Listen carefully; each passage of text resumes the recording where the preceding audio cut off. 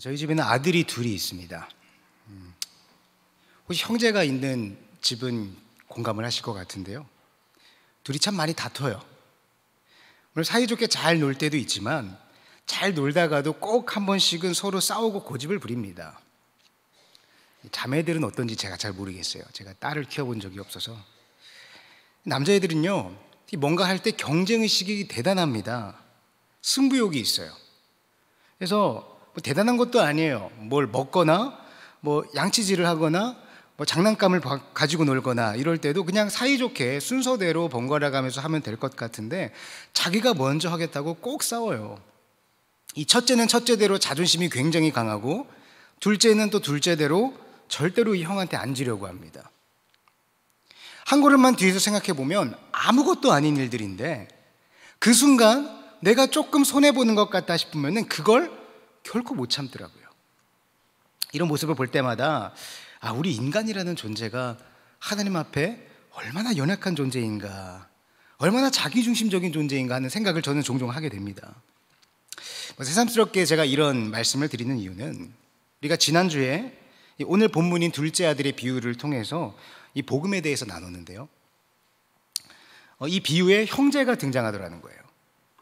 물론 이야기의 설정상 주인공이 둘째 아들이기 때문에 당연히 형제가 등장을 할 수밖에 없었습니다만, 그런데요, 그런 이유였다면 이 예수님은 둘째 아들이 집에 돌아오는 장면으로 이야기를 끝내도 충분했을 거라는 겁니다. 우리가 지난주에 살펴봤던 대로 거기까지만 해도 충분히 복음의 이야기가, 복음의 메시지가 드러나더라는 거예요. 그런데 예수님은요, 굳이 그 둘째의 이야기가 끝난 후에 굳이 첫째의 이야기를 계속 이어가십니다. 일반적으로 우리는 이 본문을 볼 때에 이 비유의 이야기의 핵심 내용은 둘째 이야기고, 오늘 읽었던 우리 본문 첫째 이야기는 그냥 이 이야기의 마지막을 장식하는 하나의 그냥 옵션 정도라고 생각을 하고 가볍게 넘기죠. 말도 안 되는 짓을 하고 돌아온 동생을 받아주시는 아버지를 향해서 불만을 터뜨리는 형의 원망 정도를 생각을 합니다. 그래서요, 우리는 흔히 이 이야기를 보면서 도덕적이고 율법적인 결론을 내려요. 우리는 이렇게 첫째처럼 행동하지 말고 동생을 더 사랑하고 동생의 약점을 보듬어주고 동생을 더 품어주자. 물론 맞습니다. 저도요, 제 아들들이 좀 그렇게 서로 보듬어주면서 살아주면 참 좋겠어요. 그런데 저는 우리가 최근에 계속해서 살펴보고 있는 이 주어라는 관점을 통해서 오늘 첫째의 모습을 다시 한번 살펴보기를 원합니다. 자, 다시 말씀드리면요, 예수님은 둘째로 끝내도 충분한 이야기에서 굳이 첫째를 다시 등장시켜서 아버지에게 불만을 토로하는 장면을 집어넣으셨어요. 이건 분명한 의도가 있다는 겁니다.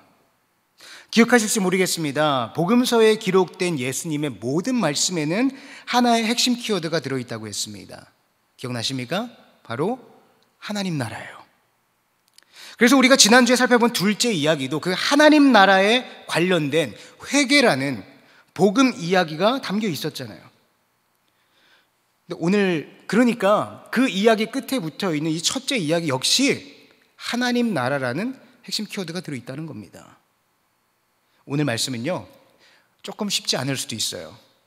이 본문이 죄라는 개념에 대해서 굉장히 심도 있게 다루고 있기 때문에 제가 잘 전달을 하려고 노력은 하고 있습니다만 오늘 본문은 조금 쉽지 않겠다 하는 생각이 들었습니다. 그래서 그래도 조금 우리가 조금 집중해서 우리가 잘 좀 이 말씀을 좀 봤으면 좋겠습니다. 자, 먼저 이 비유의 시작 부분인 1절로 3절에 예수님께서 왜 이 비유의 이야기를 하셨는지 배경이 나와 있어요. 다시 한번 보겠습니다. 1절로 3절에 이렇게 기록되어 있습니다. 모든 세리와 죄인들이 말씀을 들으러 가까이 나오니 바리새인과 서기관들이 원망하여 가로되 이 사람이 죄인을 영접하고 음식을 같이 먹는다 하더라. 예수께서 저희에게 이 비유로 이르시되, 당시 바리새인과 서기관들은 세리나 죄인들과는 아예 상종도 하지 않았죠. 그런데 이 예수라는 사람이 선생으로서 사람들을 가르친다고 하는데 죄인들과 어울리고 있는 거예요. 당연히 이해가 되지 않았겠죠. 그러자 예수님은 그들을 향해서 왜 내가 죄인들과 어울리는지를 설명하기 위해 이 비유를 말씀하셨다고 했습니다. 지난주에 살펴본 것과 같이 누가복음 15장에 기록된 세 가지 비유의 이야기는 원래 하나의 관점과 목적과 의도를 가진 하나의 이야기라고 했죠. 그리고 그 핵심은 이 회개의 주도권, 즉 회개의 주어가 누구에게 있느냐였습니다. 바리새인과 서기관들은요, 당연히 회개의 주도권은, 회개의 주어는 자신이라고 생각을 해왔어요. 그래서 누구든지 어떠한 죄를 짓든지 내가 회개를 하고 내가 그 죄를 씻고 내가 다시 하나님께 돌아가야 한다라고 생각을 했습니다. 그래서 그들은 그렇게 열심히 율법을 지키고 그렇게 열심히 제사를 드렸던 거예요. 근데 예수님은 오늘 이 본문의 말씀을 통해서 우리의 회개의 주어가 근본적으로 하나님께 있다고 선포하시는 겁니다. 그래서 이 이야기의 핵심은 바리새인과 서기관들이 이때까지 생각했던 죄와 회개라는 개념과 예수님이 생각하시는 죄라는 개념이 어떻게 다른지를 설명하고 계신다는 거예요. 자, 지금 바리새인과 서기관들은 저기에 있는 세리들과 죄인들과 자신들은 다른 존재라고 생각을 하고 있습니다. 나는 저 사람들과 구별된 사람들이야. 저 사람들은 죄인이고 나는 의인이야. 자기네들과 저 사람들을 분리시키고 있는 거예요. 자, 그러니까요, 지금 이 자리에는 이 바리새인과 서기관들로 인해서 억지로 분리가 된 두 부류의 사람들이 있는 겁니다. 저 사람들은 엉망으로 살아가는 죄인들, 우리는 깨끗하게 살아가는 의인들. 그래서 예수님께서는요, 그들의 그 마음을 아시고 일부러 두 형제를 등장시키시는 거예요. 누가 봐도 말을 듣지 않는 죄인인 둘째 아들과 누가 봐도 평생 아버지의 말을 잘 듣고 살았던 첫째 아들. 지난주에 우리는 둘째가 얼마나 아버지에게 있어서 막대먹은 아들인지를 확인을 했습니다. 자, 그런데 그 다음에 지금 첫째에 대해서 말씀을 하시는데, 결론적으로 말씀드리면요, 이 첫째는요, 둘째와 똑같은 인간입니다.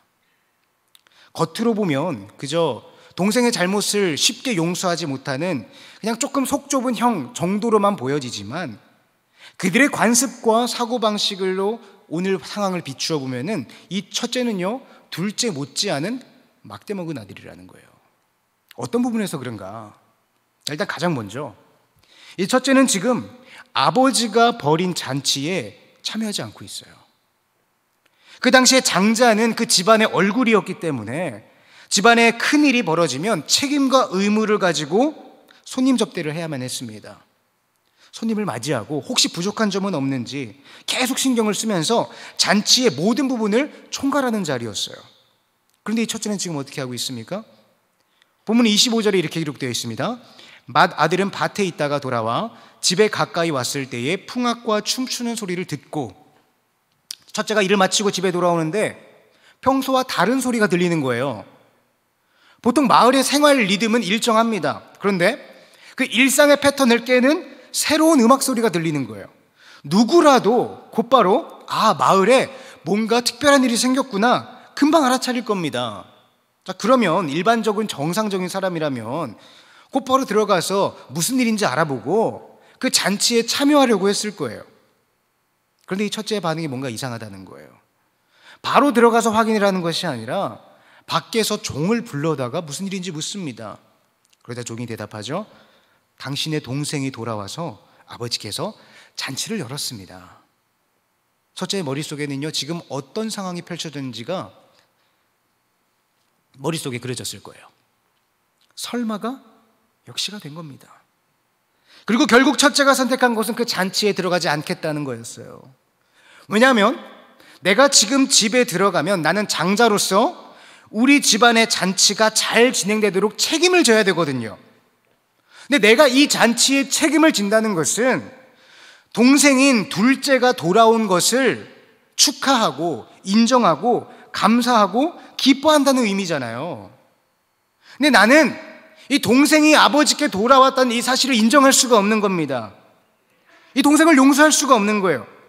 이 동생은 우리 집안의 수치고 우리 집안의 죄인이고 용서할 수 없는 페르나예요. 영원히 우리 집안과 분리되어야 할 죄인이라는 겁니다. 그런데 그 동생이 돌아왔으니 나는 동생을 인정할 수 없다는 겁니다.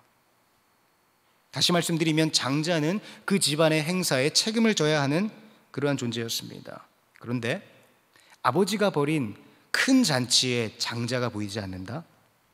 이건 아버지의 명예를 실추시키는 아주 커다란 수치라는 겁니다. 근데 이건 사실 유대인이 아니더라도 우리도 마찬가지잖아요. 해외에 있거나 병원에 입원해 있거나 이러한 불가피한 상황이 아니라면 집안에 큰 잔치가 있는데 아무런 이유 없이 첫째 아들이 보이지 않는다. 사람들이 굉장히 이상하게 생각을 하지 않겠습니까?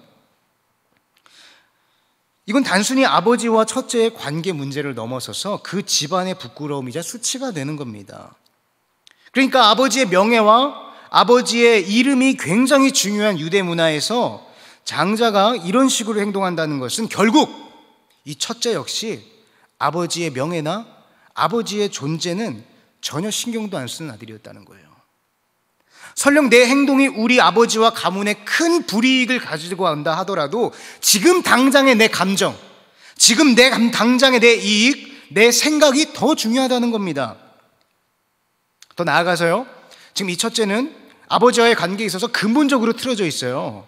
자, 29절에 이렇게 기록되어 있습니다. 아버지께 대답하여 이르되 내가 여러 해 아버지를 섬겨 명을 어김이 없거늘 내게는 염소 새끼라도 주어 나와 내 벗으로 즐기게 하신 일이 없더니 내가 여러 해 아버지를 섬겨 명이 어김이 없었습니다. 자, 여기서 섬겼다는 것은요, 단순히 내가 아버지의 말을 잘 듣는 그러한 가벼운 의미가 아닙니다. 이 영어 성경과 헬라어 원어 성경을 찾아보니까 노예라는 단어를 사용하고 있어요. 그러니까 내가 아버지에게 종처럼 노예처럼 섬겼다는 거죠. 이건요, 겉으로 보면요, 우리가 요즘 집중하고 있는 이 주어의 문제, 이 첫째가 아버지를 주인처럼, 아버지를 상전처럼 모시면서 아주 겸손하게 살아가고 있구나 라고 보일 수도 있겠지만 전혀 다른 의미입니다. 왜냐하면 바로 뒤에 이 첫째는요, 아버지에게 지금 대가를 바라고 있거든요. 내가 아버지를 종처럼 섬겨왔는데 이때까지 나한테는 염소 새끼 한 마리 주신 적이 없잖아요. 내가 이때까지 죽도록 일한 대가는 도대체 어디에 있는 겁니까? 이건 아버지를 주인으로 대하는 모습이 아니라 제대로 한 건 받아내기 위해서 이때까지 참고 참다가 드디어 터져버린 어떤 노동투쟁 같은 분위기 아닙니까? 그러니까 잠치에 참여하지도 않고요, 손님들이 다 보고 있는 앞에서 아버지한테 대들고 있더라는 거예요. 이렇게 공개적으로 아버지의 명예를 실추시키고 있으면서 자기는 이때까지 아버지의 말을 어긴 적이 한 번도 없다는 겁니다.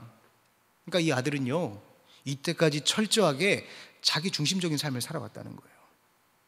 아버지 밑에 있기는 했지만 그 아버지의 영광과 아버지의 명예와 아버지의 이름을 위해서 일을 한 것이 아니라 철저하게 내가 뭔가를 얻어내기 위해서 참아왔던 겁니다. 이 두 가지 면만 보더라도요, 지금 이 첫째는 둘째와 똑같은 존재라는 거예요. 비록 아버지의 집을 떠나지는 않았지만 이 첫째가 아버지 밑에서 열심히 아버지의 말에 순종했던 것은 그저 내가 바라는 어떠한 보상들을 기대하면서 있었던 것이고, 그 보상이 내 생각만큼 내가 원하는 때에 이루어지지 않으면 언제든지 들고 일어나서 아버지의 명예를 짓밟고 나의 것을 요구할 수 있는 거예요. 이것이 첫째의 신앙이었다는 겁니다. 이게 어떻게 종의 모습이겠어요? 이게 어떻게 아들의 모습이겠습니까? 우리가 정말로 아버지를 사랑하고 아버지를 섬기고 그 아버지의 말씀에 순종을 하는 자라면 어떻게 이런 행동을 할 수 있겠냐는 겁니다. 그리고 결정적으로 30절에서 이 첫째의 감정은 파국으로 치닫고 있어요. 30절입니다. 아버지의 살림을 창녀들과 함께 삼켜버린 이 아들이 돌아오매 이를 위하여 살진 송아지를 잡으셨나이다. 성경 어디에도 이 둘째가 재산을 창녀들에게 탕진했다는 말은 없습니다. 더군다나 이 첫째는 아직 제대로 동생을 만나지도 않았어요. 그런데 스스로 나는 착하고 말 잘 듣는 아들이고 동생은 페류나요 죄인이라는 선을 무조건 그어버리고 있는 거예요. 그러자 아버지께서 말씀하시죠. 얘야, 너는 장자잖아. 내 것이 다 너의 것 아니겠니? 맞습니다. 나중에 이 아버지의 대부분의 유산이 첫째에게 돌아올 거예요. 누구나 알고 있는 자명한 일입니다. 자, 그리고요, 이 아버지가 앞서서 둘째에게 재산을 나눠줄 때 이렇게 기록되어 있습니다. 12절입니다. 그 둘째가 아버지에게 말하되 아버지여 재산 중에서 내게 돌아올 분깃을 내게 주소서 하는지라. 아버지가 그 살림을 각각 나눠주었더니, 각각 나누어 주었대요. 원래는 아버지가 죽어야 유산이 분배가 되지만 이 아버지는 둘째뿐 아니라 첫째에게도 그 살림을 나눠줬다는 거예요. 지난주에 말씀드린 것처럼 유대인의 유산은 소유권과 처분권으로 분류가 된다고 합니다. 소유권은 몫을 계산하는 거예요. 누가 얼마를 가져갈지를 계산해서 소유를 정해놓는 겁니다. 그런데 아직 내가 그것을 마음대로 쓸 수는 없어요. 그러다가 아버지가 돌아가시면 그 소유에 대한 처분권이 생기는 겁니다. 그때 내가 가지고 올 수 있는 거예요. 그러니까 지금 이 장면에서 아버지는 다시 한번 이 많은 재산이 모두 너희들이라는 것을, 이 소유권을 다시 확인시켜 주셨다는 거예요.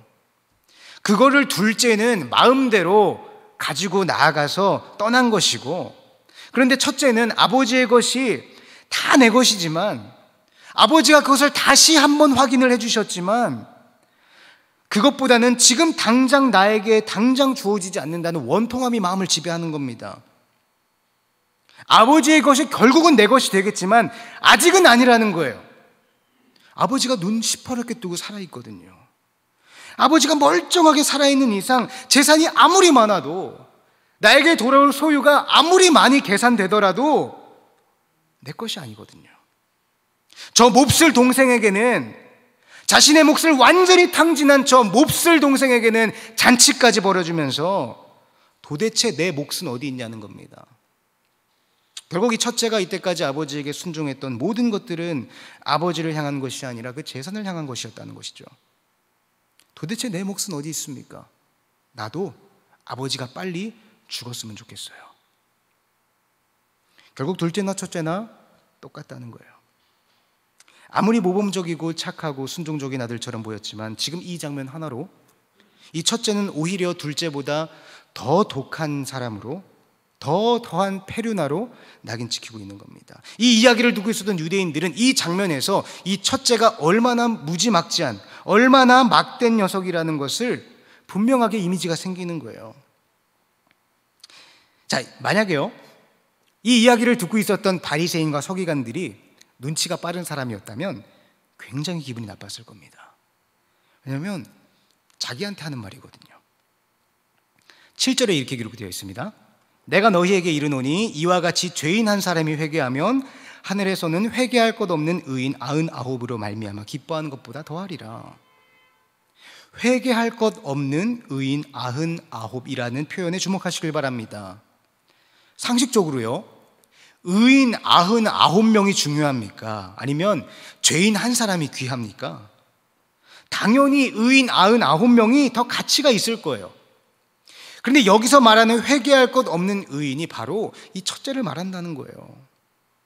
내가 스스로 회개할 수 있고, 내가 스스로 의를 이룰 수 있고, 내가 스스로 하나님 앞에 갈 수 있기 때문에 열심히 율법을 지키면서 하나님의 말씀에 순종하며 살아가고 있다고 생각하는 자칭 의인.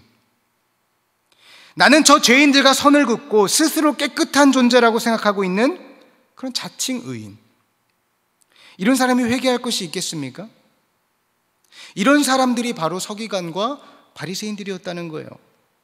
그러나 하나님은 자신이 주어가 되어서 스스로 회개를 이루어가고 있다고 생각하는 자칭 의인 99명보다 마치 둘째처럼 나는 아무것도 아니라는 고백과 함께 자신의 인생의 주어를 하나님께 드리는 죄인 한 사람을 더 기뻐하신다는 겁니다. 이것이 예수님께서 말씀하시는 첫째와 둘째의 이야기예요. 사랑하는 청년 여러분, 우리도 마찬가지입니다. 불신자들은 말할 것도 없고 예수를 믿고 신앙생활하고 있는 우리들도 날마다 이 첫째와 둘째 사이에서 왔다 갔다 하잖아요. 결국 진짜 핵심, 내 인생의 주어가 여전히 내가 되어 있다면 우리는 하나님을 믿고 예배하고 봉사하고 헌신하는 것조차 하나님의 영광에 참여하기 위한 것이 아니라 나의 것을 위한 것이 되어버린다는 겁니다. 내가 원하는 대가를 받아내기 위해서 율법적인 행위가 된다는 거예요. 우리 솔직하게 생각해 봅시다. 우리가 처음에는 우리 봉사와 헌신의 마음으로 시작한 우리의 모든 신앙의 행위들이 정말 끝까지 봉사와 헌신으로 순수하게 남아 있을까? 누가 안 알아주면 마음 상하고, 하나님이 적절한 대가를 채워주지 않으면 의욕이 떨어지기도 하잖아요. 예수 믿으면 복 받는다더라. 예배 잘 드리면 복 받는다더라. 뭐 좋은 대학, 좋은 직장, 좋은 연봉으로 하나님이 갚아주신다더라. 우리가 겉으로 대놓고 말하진 않지만 우리는 속으로 은연중에 이러한 생각들이 많이 차 있지 않습니까? 내가 하나님 앞에서 신앙생활한 게 몇 년인데 왜 나한테는 아직도 변변찮은 대가를 안 채워주십니까? 하나님, 도대체 내 몫은 어디 있습니까? 도대체 내 몫의 염소 새끼는 어디에 있는 겁니까? 근데 정말 놀라운 것은요, 이 아버지의 모습입니다. 이 아버지는 돌에 맞아 죽어도 싼 둘째를 감싸기 위해서 날마다 마을 밖으로 나가서 아들을 찾았잖아요. 마치 길 잃은 양 한 마리를 찾아 헤맨 목자나 동전 하나를 잃어버리고 온 집안을 쓸고 찾았던 그 여인처럼 유대인들의 상식으로는 이해할 수 없는, 그들의 범위를 훌쩍 넘어버리는 엄청난 은혜와 사랑을 부었던 그 아버지의 사랑, 그 사랑이 지금 첫째에게도 동일하게 부어지고 있습니다. 28절에 이렇게 기록되어 있습니다. 그가 노하여 들어가고자 하지 아니하거늘 아버지가 나와서 권한대. 둘째를 찾아 나선 것처럼 이 첫째를 찾아 잔치 밖으로 나오신 거예요. 잔치 중에 사실 이 첫째는요, 아버지에게 아무리 큰 불만이 있다 하더라도 일단은 장자로서 잔치를 잘 마무리한 후에 나중에 아버지에게 따로 말을 했어야 됐어요. 이게 당연한 거잖아요. 근데 대놓고 잔치에 들어오지 않으니까 아들이 지금 무슨 생각을 하는지 아버지는 뻔히 알았을 겁니다. 아버지가 아들이 어떠한 불만을 가지고 있었는지 아버지는 뻔히 알고 있었을 거예요. 그래서 아들을 찾아 밖으로 나오시는 거예요. 그리고 다시 잔치로 들어오라고 권하시는 겁니다. 결국 이 아버지에게는 둘째 같은 탕자도, 첫째 같은 교만한 자도 모두 품으시고 부르시고 초청하시고 위로하시는 거예요. 이 첫째나 둘째나 모두 자기 인생의 주어는 자기 자신이었습니다. 그러나 그 인생의 주어가 하나님이 되기를 성령의 이름으로 초청하고 있는 거예요. 둘째는 그 초청에 응했습니다. 그러니까 아무리 더럽고 추한 세상의 자리에 있더라도 아버지가 달려가서 신을 신기고 옷을 입히고 금가락지를 끼우고 집으로 데려오시는 거예요. 이 첫째가 결국 아버지의 초청에 응했는지 안 응했는지는 모릅니다.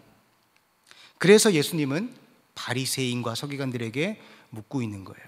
이 잔치에 다시 참여하겠느냐고. 그리고 오늘 우리에게 동일하게 초청하고 계십니다. 중요한 것은 내 인생의 주어가 누구냐는 거예요. 내 인생의 주어가 하나님이 되어 있다면 설령 지금 당장 내가 돼지가 먹는 열매조차 먹지 못하는 아주 비참한 상황에 있다 하더라도 괜찮습니다. 결국 하나님께서, 아버지께서 우리에게 달려오셔서 신을 신겨주시고 집 안으로 데리고 들어가실 거거든요. 그러나 내 인생의 주어가 여전히 내가 되어 있다면, 내가 아버지와 아무리 가까이에 있어도 그 시간조차 결국 내 욕심 채우기에 불과하다는 거예요. 이 이야기의 최종 결론은 예수님께서 이렇게 내리고 계십니다. 32절입니다. 이 내 동생은 죽었다가 살아났으며 내가 잃었다가 얻었기로 우리가 즐거워하고 기뻐하는 것이 마땅하다 하니라. 자신의 인생의 주어가 하나님께 있다는 것을 깨닫고 아버지의 집에 들어간 자의 삶에는 즐거움과 기쁨이 있다는 겁니다. 오늘도 인생의 주어를 하나님께 맡기라고 요청하시는 하나님의 부르심이 있습니다. 여러분들은 그 부르심에 응하시겠습니까? 우리 모두 그 부르심에 응하여 내 인생의 주어를 하나님께 내어드리는 모든 청년들이 되기를 주님의 이름으로 축복합니다.